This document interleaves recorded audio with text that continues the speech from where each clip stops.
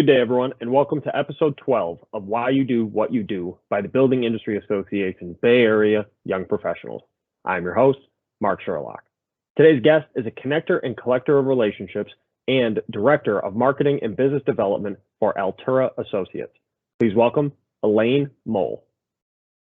Hi, Elaine. Great to see you today. How you doing? I'm well. How are you, Mark? I'm doing fantastic. Thank you so much for taking your time today. I can't wait to hear your story and even can't wait to share it. Thank you. I'm really pleased to be here and I'm happy to share my own journey. You know, everyone has their own special route to where they got to where they are. So go for it. Sounds good. All right. We got 3 questions for you. Answer them however you like and we'll get going. So, Elaine, how did you get to Director of Marketing and Business Development for Altura? It was a windy road. And I would say that what people may not know about me that know me from working in the built environment, which I've been in the built environment for 25 years. Prior to that, I worked in radio broadcasting. I was a DJ in college radio. I worked for some major market radio stations in San Francisco Bay Area and also in Chicago. So what got me there was when I was in 8th grade, the summer of 8th grade, listening to music, you know, young teen, I realized I wanted to be a DJ. I just wanted to, you know, I was really into music and that's what I really wanted to do. So I actually started working in radio when I was still in high school, behind the scenes for KFRC, the big 610 AM in San Francisco, doing what was known back then as being a hit line operator, basically taking requests, music requests from listeners. So I worked in radio for 13 years. And I think that was kind of going back to starting to work with people. That was one of the first professional opportunities I had to work with a big pool of people that I don't know. And that just was an inspiration for me to continue.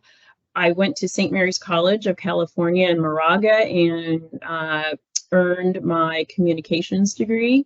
And I continued to work in radio, interned in radio, and just found that once I started interning, I decided that being a DJ was not everything I wanted to do. I'd rather be working with people. And so I was in the promotions department where we would work with listeners and clients. We would do client promotions where, let's say, one of the clients was a car dealership. So we would make sure that we were out there at the car dealership promoting the car dealers, and then the listeners would come and we'd have all kinds of giveaways. I really enjoyed doing that.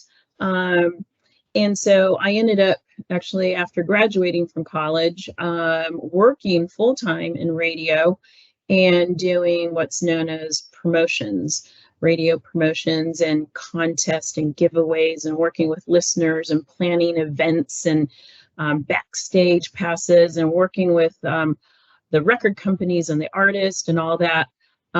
Love that, love doing that.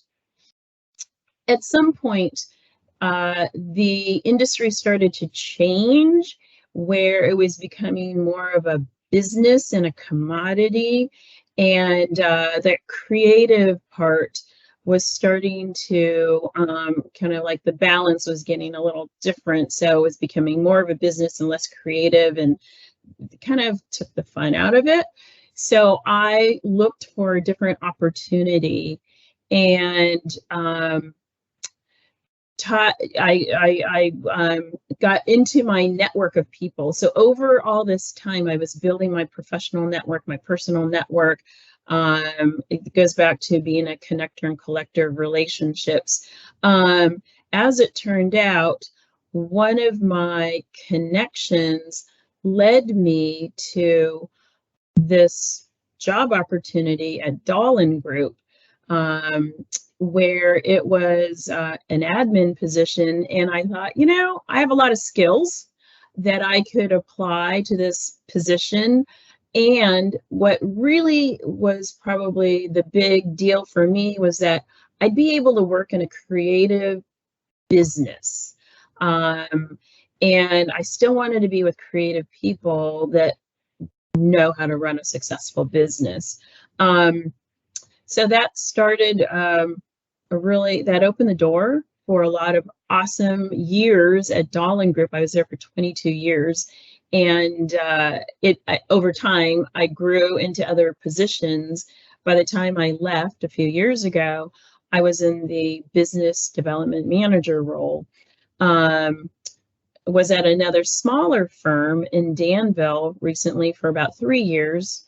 And still over time, just kept honing my skills and looking for people who would guide me, would be my champions, who would coach me and mentor me. And I've had a lot of awesome people that did that and continue to do that for me. And I know you have recently interviewed one of my coaches, Marian Thatch, and I embrace and engage with people like that. And that has really opened doors and led me to where I am. I could not be where I am without different people helping me along the way, professionally and personally, which is my family, of course. Well, fantastic. In all of the years I've known you, I never knew about the DJing. I never knew about the DJ and the radio pass. We'll talk later about some other cool stories behind the scenes. Awesome. All right, Elaine, second question for you. What was the most inspirational moment that has shaped your career path?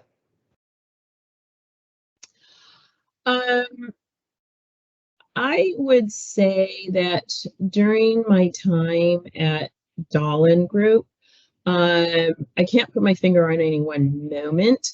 However, there were moments that led to this sort of aha period of time where I just went, you know, as people started coming to me and asking me questions, that I realized that I had this knowledge, a lot of it was institutional knowledge, although also just knowledge about the clients or the home building industry back at the time when I was in that role.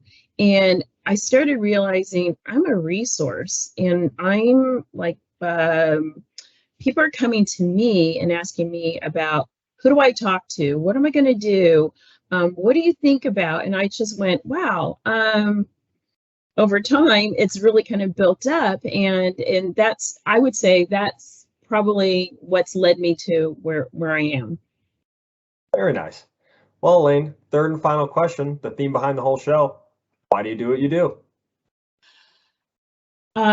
So I love, you know, at the end of the day, no matter what business we're in, whether we're architects or engineers, or we sell widgets, or we're in a restaurant, whatever industry that we're in, it's all about people.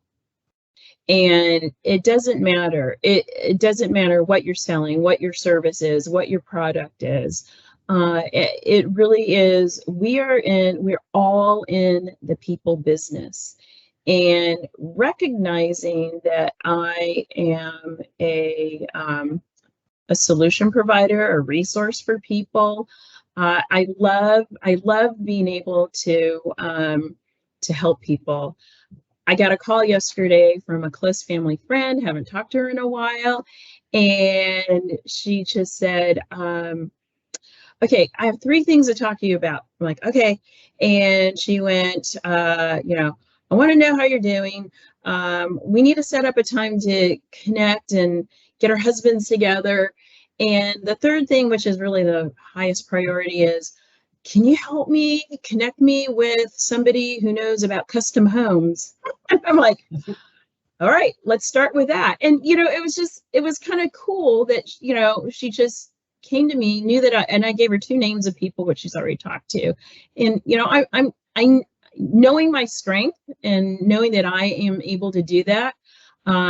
Yeah, I love that. Personally and professionally, being a resource to help people. It's what I do. I love it. And ultimately, networking is one of the biggest facets of what we do as professionals, both in the BIA and outside the BIA, and why people do what they do. So, Elaine, thank you very much for taking the time today. I really appreciate it. Hope to see you soon. Thanks, Mark. It's been great. All right. Have a great day, Elaine. I'll talk to you. All right. You Bye-bye. too. And that wraps up our 12th episode. I'm your host, Mark Sherlock, and always remember why you do what you do.